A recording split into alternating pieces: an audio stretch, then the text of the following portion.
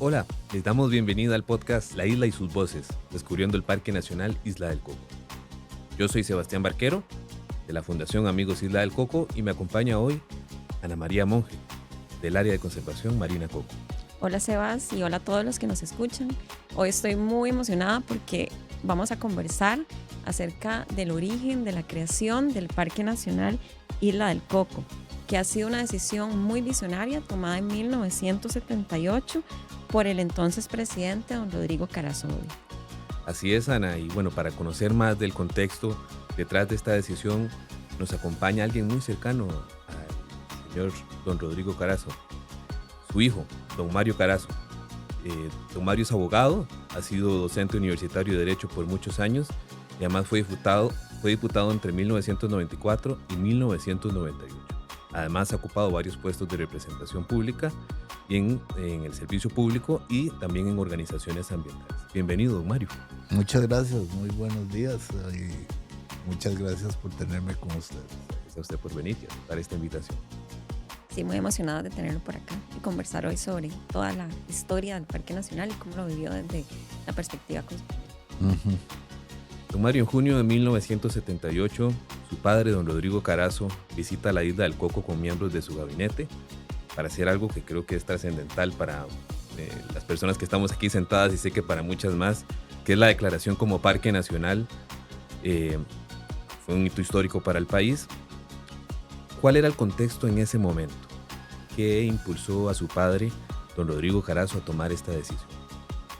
Bueno, usted menciona el mes de junio de 1978. Fue un mes después de que tomara posesión el gobierno. Así es. En ese momento existía, habían dos necesidades vitales, según el criterio del gobernante, de mi papá, que era el de la defensa de la soberanía y el de la protección de los mares frente a lo que era el uso indiscriminado por parte de los pescadores o las empresas dedicadas a la pesca que estaban afectando, sobre todo por la pesca de atún, estaban afectando la integridad del mar de Costa Rica. Entonces uno de los primeros hechos que se consideran es el hecho de que la Isla del Coco tenía había sido invisibilizada por mucho tiempo en Costa Rica, dada por un hecho, pero no en cuanto a su importancia estratégica. Entonces se propone el declarar la soberanía de la Isla del Coco en virtud de esos acontecimientos y con un propósito determinado que era la protección de los mares y el afincamiento del mar territorial que hacía que el territorio de Costa Rica se convirtiera en un territorio 5 veces mayor al territorio ísmico, a tierra firme, digamos. ¿verdad? Y eso fueron, digamos así, las motivaciones iniciales. Pero eso llevaba también una situación muy importante, que era qué figura se le podía dar para proteger la isla de las amenazas que en ese momento se cernían. Cualquier historiador puede llenarnos de información acerca de los intereses que habían desde buscar tesoros hasta establecer casinos en la isla. Y todos por cierto, muy oscuros, pero al fin y al cabo esas eran las amenazas. Y entonces se tomó la figura de algo que estaba en ebullición en ese momento, que es la de los parques nacionales. Y en ese sentido se atendió, vea qué interesante, el llamado de las personas que en su momento estaban manejando, por así decirlo, los nacientes parques nacionales. Y hay una figura ahí que se llama Joaquín Alvarado que poco valor histórico se le reconoce, pero que fue el que, en primer lugar, promovió la idea de que fuera parque. Y en segundo lugar, se hizo voluntario para asentarse ahí en el parque y crear en realidad alguna figura de protección del Parque Nacional. Y esta figura, Quincho, solo así se le conocía por todo lado, fue, digamos así, la inspiración para la estructuración de la isla como Parque Nacional. Sí, ese génesis es muy bonito porque también se da en un contexto de Costa Rica, como usted lo dice, en los años 70 y 80, donde se crearon muchos parques nacionales en Costa Rica y donde empezamos a hablar de un tema de conservación ambiental, y la isla pone también el tema de conservación marina y oceánica, de alguna manera también sobre la mesa. Entonces, digamos que fue un momento interesante. Don Mario, ¿usted conoce algún movimiento de oposición o algo así sobre esta declaratoria de Parque Nacional de la isla? No, en realidad como movimiento de oposición no había, pero sí se movían intereses oscuros alrededor del hecho de que la isla podía dejarse, podría afectar, vuelvo a decir, perdóneme, intenciones extrañas, ¿verdad? Pero como movimiento de oposición no fue. Y la declaratoria que se hizo de la isla del Coco como territorio nacional, que fue lo que promovió lo que usted mencionaba antes, que era la visita del presidente con el gabinete. Es que no era el gabinete, era con los presidentes de los 3 poderes para afincar la soberanía. Ese acto fue muy criticado aquí en Costa Rica. Y fue muy criticado porque decían que tenían que estar haciendo el presidente y las altas autoridades tirándose a la isla a poner una bandera, ¿verdad? Pero el simbolismo era fundamental y fue fundamental. Claro. ¿Fue parte de las promesas, digamos, de don Rodrigo en algún momento durante la campaña política? No. Vea, en ese momento no es como ahora, donde prometen y dicen, ¿no? No, en ese momento era cuestión de actuar. Y lo que sí era una reacción frente a lo que era la afectación de los mares. Y hubo después de eso en el gobierno toda una batalla internacional en protección de los mares y en la consolidación del mar territorial, en el que nuestro adversario eran los Estados Unidos, porque las flotas pesqueras, atuneras, eran de interés estratégico de los Estados Unidos. Pero de ahí, la forma en cómo se realizó fue una forma inteligente, adecuada y muy sólida, ¿verdad? Y que se representaba con ese simbolismo de ir a meterse a tirarse porque como ahí no había nada de instalaciones ni nada, era llegar en una lancha patrullera sobrecargada porque no tenía las instalaciones ni nada, sobrecargada de funcionarios públicos para que tomaran posesión. Muy bonito, eso fue de los hitos más lindos del gobierno, en el sentido de que hubo un simbolismo real. Eso le quería preguntar porque ahorita estamos hablando más de su padre como político, pero desde don Rodrigo como persona, como su padre, como su familia, ¿recuerda usted alguna anécdota particular en aquel momento? ¿Cómo vivió ese proceso? Usted creo que andaba ya usted estaba grande, digamos, ya usted puede recordar un poco mejor cómo era ese contexto familiar. ¿Cuál fue, digamos, esa relación que se empezó a crear ahí con don Rodrigo entre la isla y Mire, yo diría que es una historia de amor, sí, pero por producto de la convicción de que la isla tenía valor por sí mismo, pero no solamente valor estratégico y político, sino que tenía valor, lo que ahora sí podemos bien establecer, valor en cuanto a biodiversidad y en cuanto a lo que en ese momento se llamaban recursos naturales, ¿verdad? Pero en realidad en cuanto a lo que significaba la importancia de eso y los mares alrededor que usted mencionó, Ana María, eso se tenía muy presente, ¿verdad? Y entonces eso permeaba las cosas. Y si usted me dice de anécdotas, pues yo me acuerdo porque lo decían, lo dijeron en ese momento, que era eso de que estuviera tirándose de la patrullera al barrial, ¿verdad? Y no solo tirando, sino también a un montón de señorones que venían con él, que no tenían la menor idea que lo que tenían que hacer era tirarse al agua. Era llegar a lo que es en este momento una zona de conservación que la vida le había permitido a Costa Rica tener. Sí. O sea que anecdótico, eso es. En cuanto a vivencias familiares, Sebastián,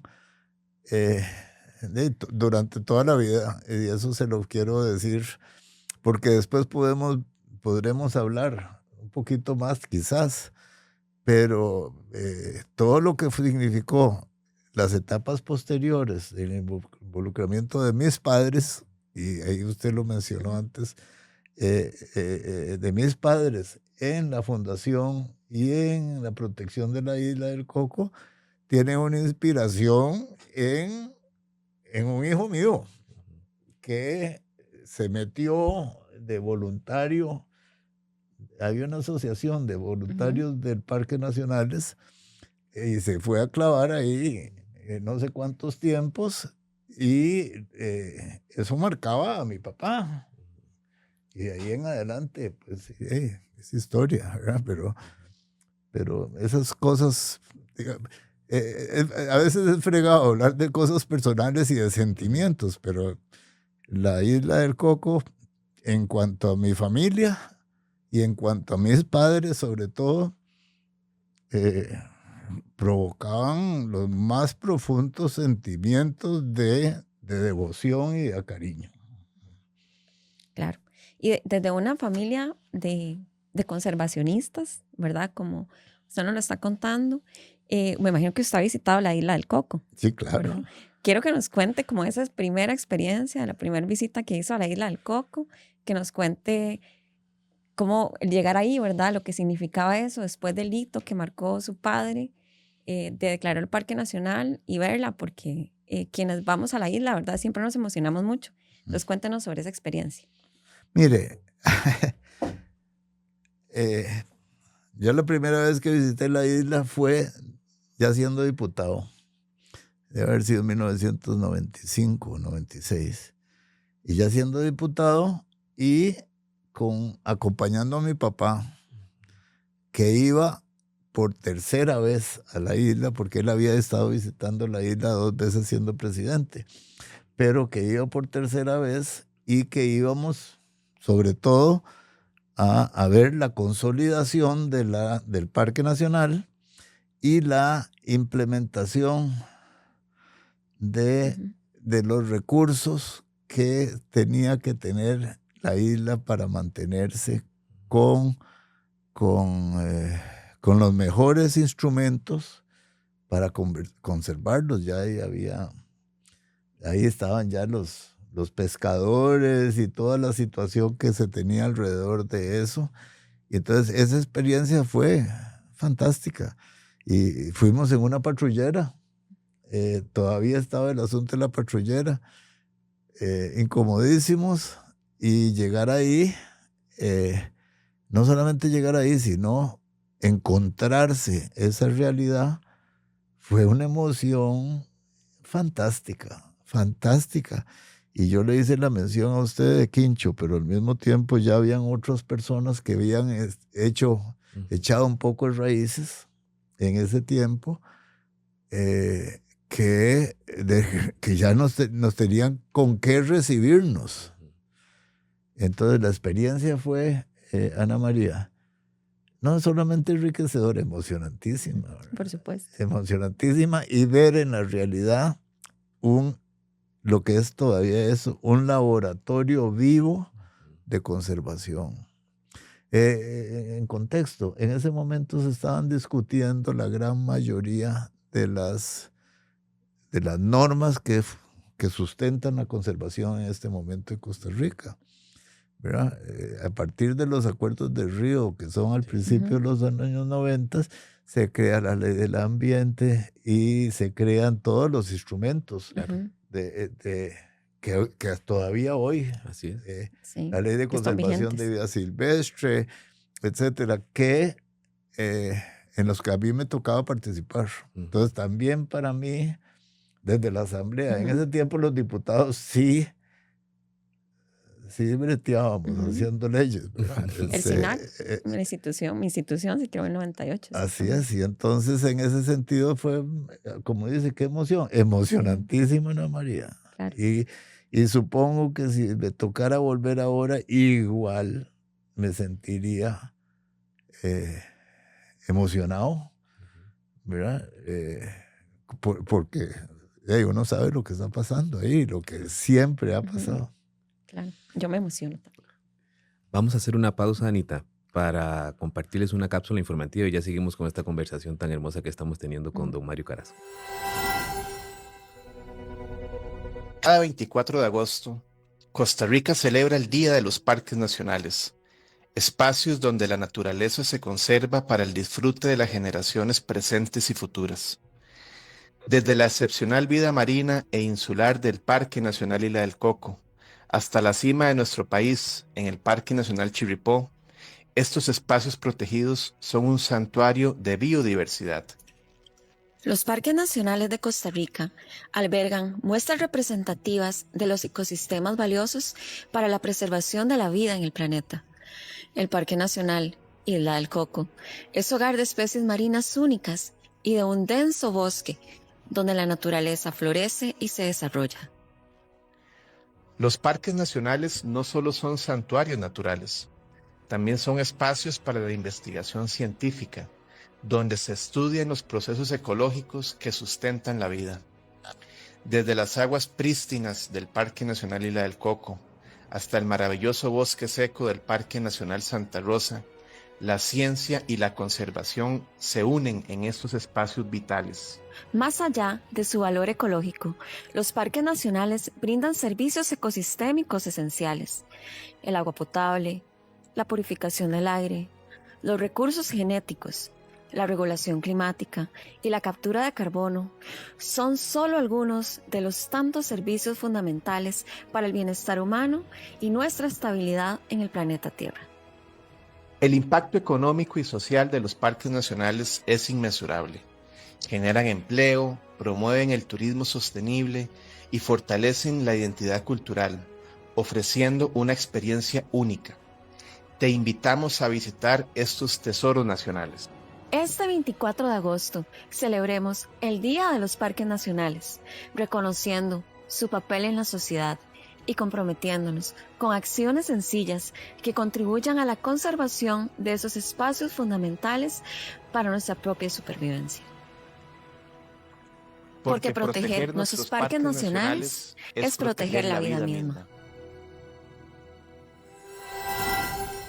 Bueno, después de escuchar esta información, continuamos con esta linda entrevista que estamos teniendo con don Mario Carazo. Así es, don Mario. Nos contaba ahora, antes de iniciar este podcast, sobre el rol tan importante que también tuvo su familia en la creación de la Fundación Amigos Isla del Coco, pero especialmente el papel de su mamá, Estrella León, que ha apoyado a don Rodrigo en la creación del Parque Nacional y también en la creación de esta fundación. Ya hoy ahora cumplió recientemente 31 años. 31 años ya. Se creó en 1994. Y quisiera que nos contara sobre el rol de ella justamente en estas decisiones. Mire, es muy bonito decirlo, no es muy feo decirlo, pero la influencia que tenía mi mamá en todas las actividades de la familia era extraordinaria. Mujer muy talentosa y muy comprometida. Entonces tuvieron mucha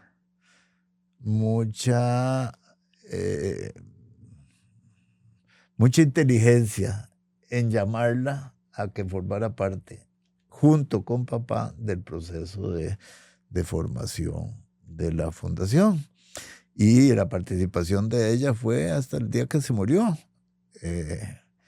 Y siempre en una función de respaldo y colaboración y sobre todo de inspiración. Yo creo que la función que ella tenía más que nada era poder hacerle ver a los actores que iban bien y que estaban haciendo las cosas bien y de que si se necesitaba hacer esfuerzos especiales había que tener la convicción de hacerlos, y ella se ponía a la par, a funcionar a la par de las personas. Nunca se me olvida una vez que me dijo don Carlos Manuel Uribe, haciéndome ver que de la figura, que si bien es cierto, la figura de mi papá había sido toral e informante, tal que la figura que para él era más inspiradora era la figura de mi mamá, por compromiso y por convicción. Entonces, usted me toca un tema más sensible, pero sí le quiero decir que la señora se ponía las botas, ¿verdad? Y funcionaba a la par de los compañeros y todos los esfuerzos que tenía la fundación, que le estaba pasando muy fea porque no tenía plata. Y su función era darle soporte a la institución de la isla.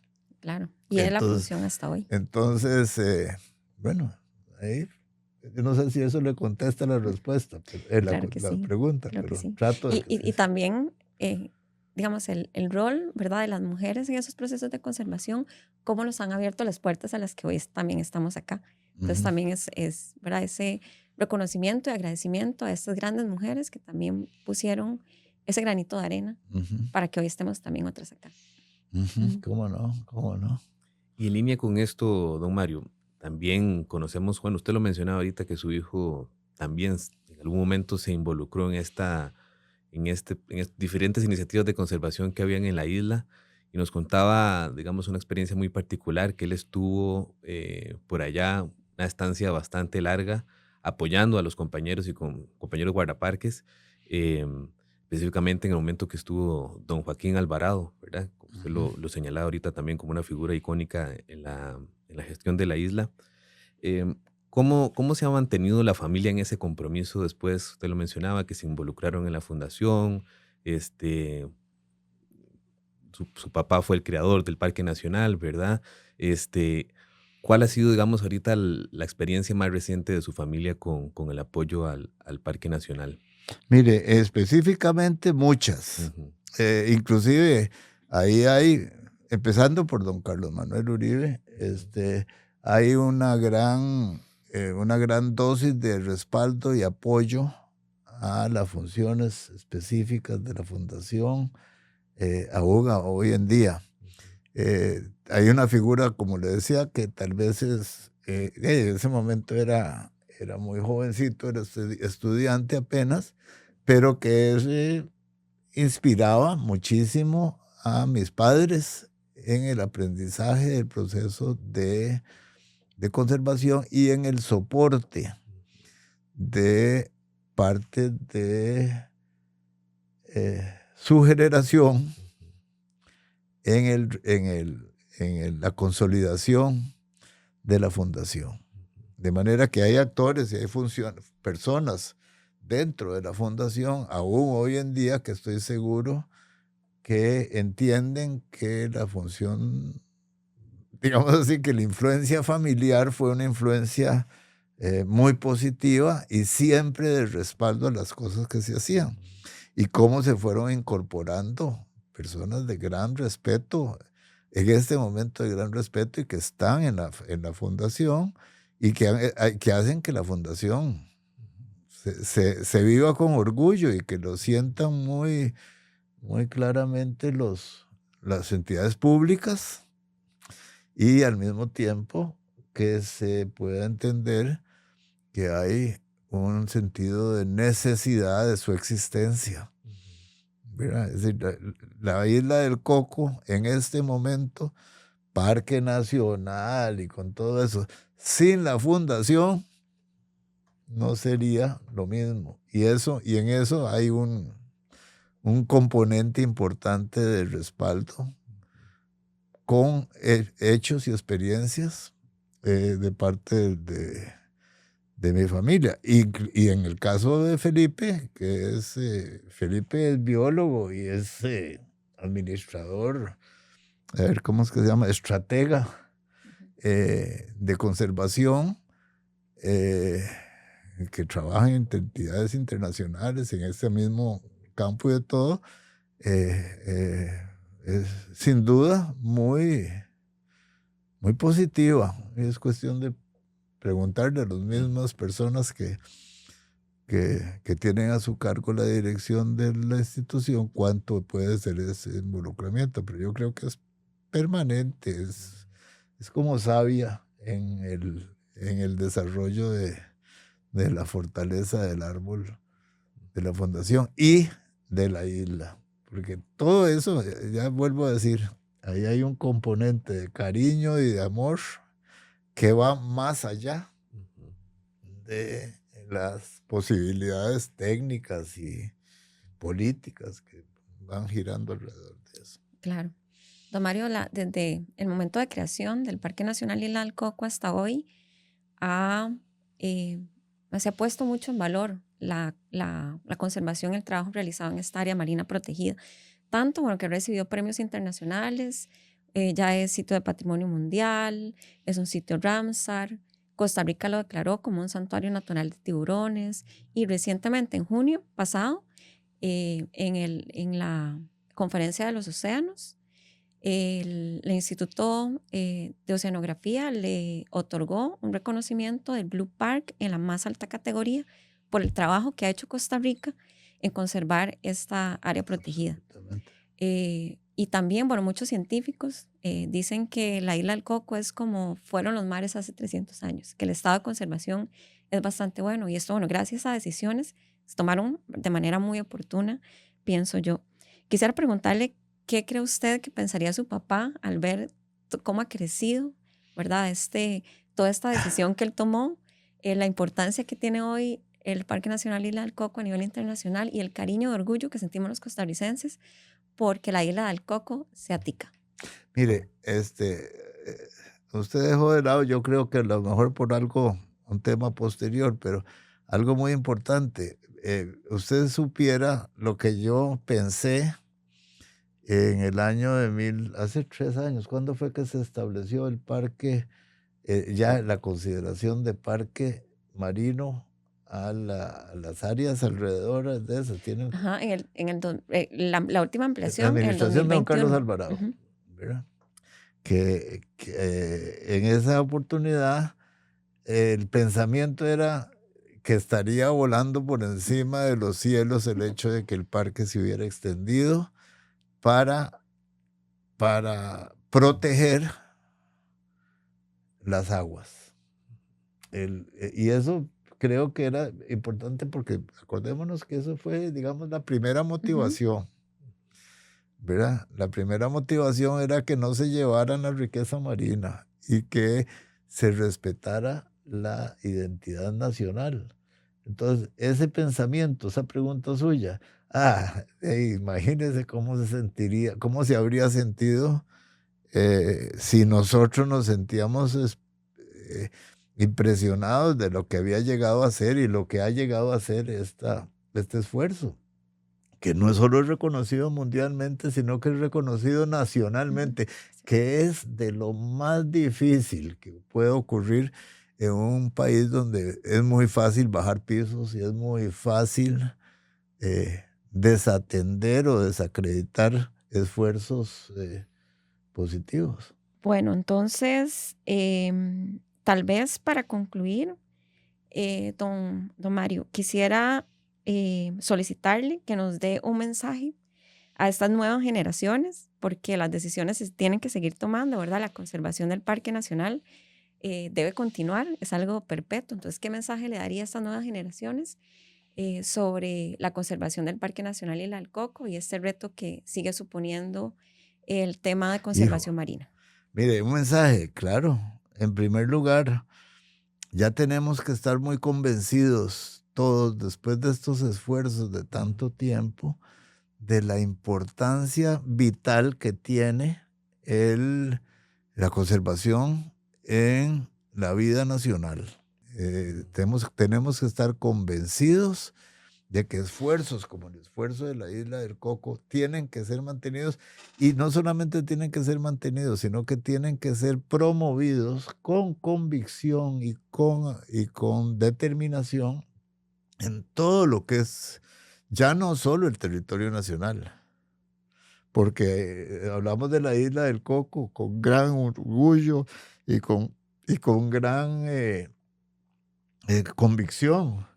Pero tenemos que saber también que nuestro territorio tiene un porcentaje enorme de áreas que no fue que por convicción se han convertido en áreas de conservación, y al mismo tiempo que tiene un valor extraordinario que se mide más allá de lo económico. Bueno, don Mario, muchísimas gracias por habernos acompañado en este podcast de hoy, La Isla y sus voces, descubriendo el Parque Nacional Isla del Coco.